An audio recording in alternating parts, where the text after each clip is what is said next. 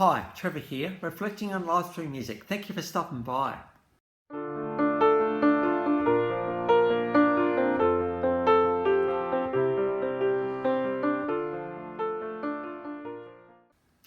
Well, coming again today, you're very, very welcome. And I trust you enjoyed my last video on tenor saxophone player Kenny G. He sold 75 million albums, not bad for an instrumentalist. And we looked at the art of melody and love and all of that sort of thing. So I trust you found that one encouraging.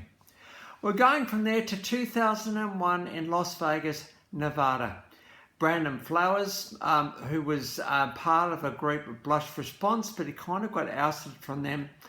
And he was also inspired by Oasis, and he thought, actually, I want to do a bit of a music thing. What can I do?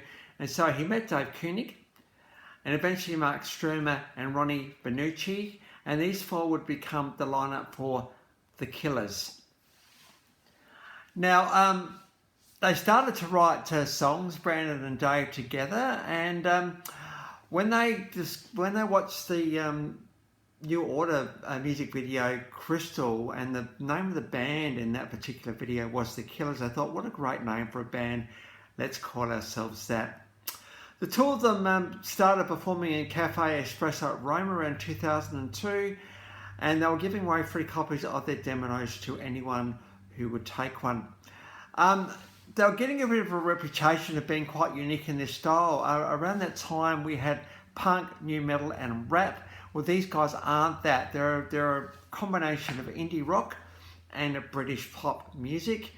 And their live sound was sort of categorised as quite chaotic. But they did develop quite a loyal following in Las Vegas. Brandon Merrick heard about these guys, and he was from Warner Brothers, and he agreed to become their manager. And after a while, the British label, Lizard King Records, came running and said, hey, we'll sign you guys up. In 2003, it was a pretty big year for The Killers. Their opening single, Mr. Brightside, was released. This got onto BBC One Radio, and this song actually got the US a little bit interested, and they eventually would sign with Island Def Jam Records. Mr. Brightside, it's all about a relationship that's ended. Well, it seems to be about a relationship, and he's watching his girl with somebody else. He's watching his girl being romantic with somebody else. He's imagining them together. All of that stuff is not weighing so much on his mind, and he's getting a little bit jealous. He's also a little bit hopeful through all of this. Maybe they'll get back together, maybe they won't, but you know, we're just going to do what we've got to do. And this got me thinking a little bit about relationships when they end. Now, I'm in a really, really happy relationship, so I'm not talking about myself, but you know, one minute you're in a relationship and the next day you're not. Again, quoting the Beatles, all at once, all of a sudden it was yesterday. How can we just switch our brains off like that?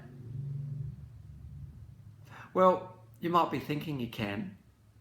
And maybe in the honeymoon period of a breakup, let's just call it that, and that is where everything's bright and everything's shiny, and we're looking forward to our future with a bit of optimism because we're no longer in that relationship which was getting us down, and things are pretty shiny and pretty cool and pretty great for a while. But then the loneliness sets in.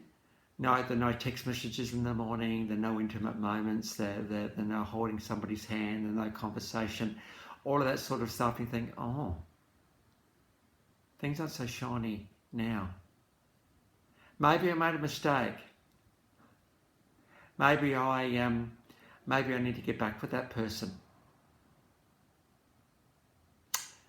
And meanwhile, the other person may have moved on. Well, they may have thought they've moved on and they've even found a new partner, but deep down in their heart of hearts, things aren't good, things aren't right, and thinking, oh, maybe I made a mistake too. You just don't turn off love. If love is what it was, you just can't turn it off, no matter how hard you try. And we can't be expected, I don't think, to jump from one thing to another, like, you know, like cutting something and pretending like it didn't exist. I don't think as human beings we're capable of doing that. And if it is that the relationship is actually over, you know, you might be part of you wishing, oh, you maybe wishing you weren't over. Part of you wishing, oh, I'm glad we are. And meanwhile, all your friends around you are trying to play catch up and think, oh, I thought you guys were a relationship, you're not anymore. And you get all the advice coming out, oh, you know, you're better off without them. You know, let's move on to a new thing. Let's see who else is out there, all the rest of it. There's no shortage of advice out there.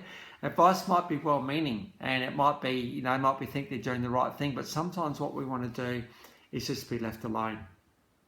We want to be thinking, well, I'm not quite sure how I'm feeling right now.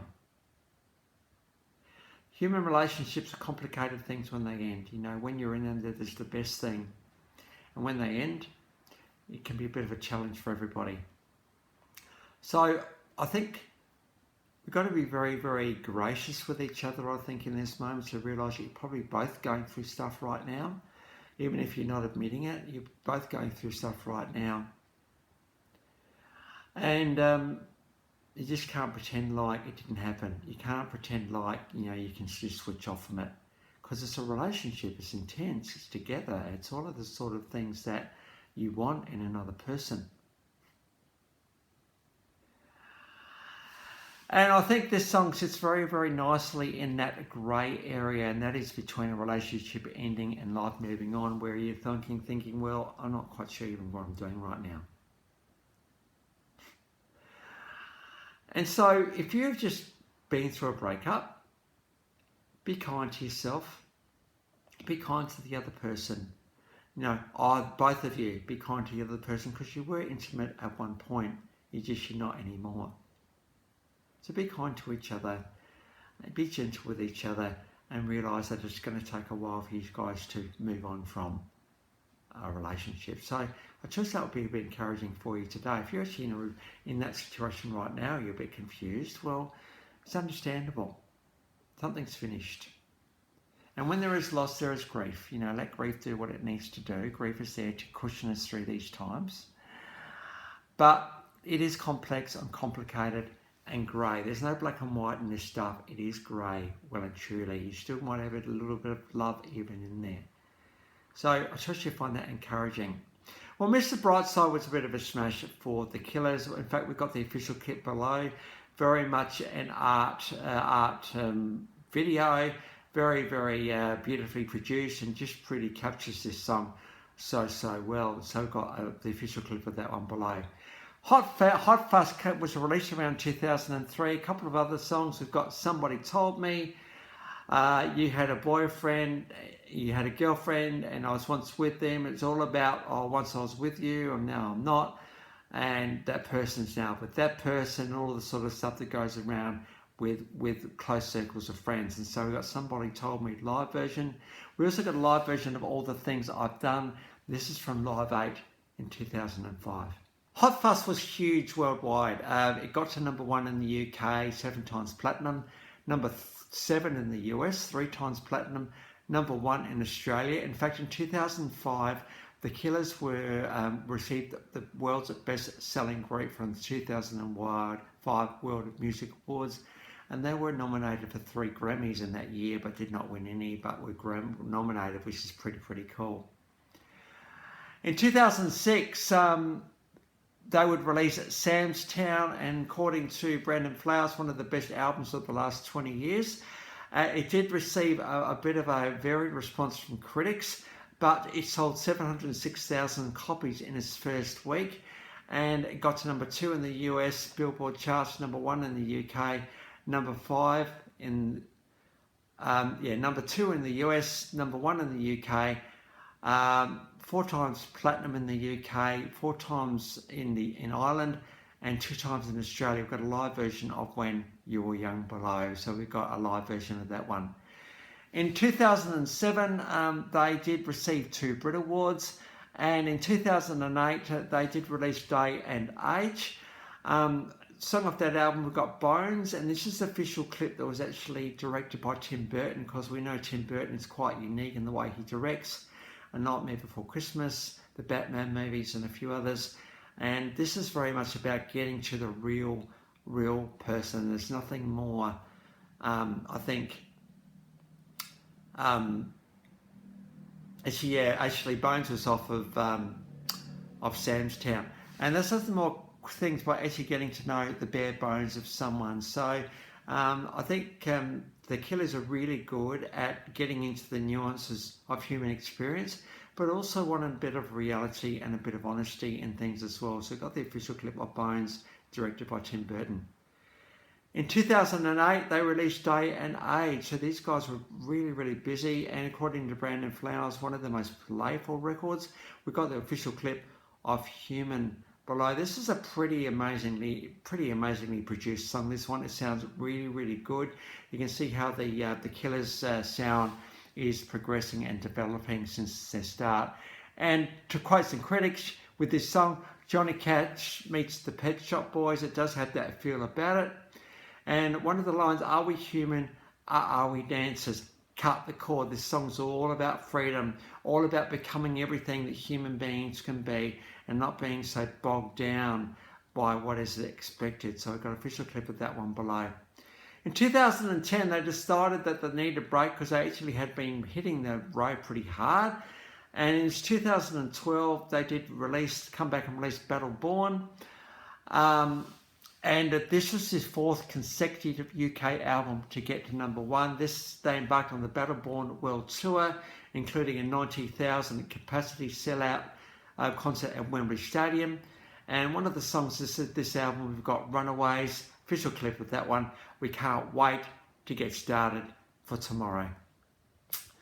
2013, they released a compilation album. In 2017, the album Wonderful Wonderful. And we've got a studio/live version of The Man. This is all about the invincibility of youth. So we've got the studio version of that one below. Between 2004 and 2021, there's been 7 studio albums, 1 live album, 4 compilation albums, 42 singles, 39 music videos, estimated to have sold 28 million albums, and have had a lot of chart success with those releases. Awards: one Alternate Rock Award, 1 ASCAP Award, 2 Brit Awards, 7 Grammy nominations, and a stack of MTV Music Video Awards. So the links to those 8 clips are in the description below. And one thing I love is we can't talk about the Killers without talking about Brandon's absolutely incredible vocals. Very tight musically, this band, and such a compelling act. And they've well and truly contributed to this collaborative legacy of this thing called music. So the links to those 8 clips are in the description below. And I've also included my last video as well from Kenny G. If you want to recap on him, feel free. Well, if this is your first time to Life Reflections through Music, or if you come back for another one, how great to see everybody here.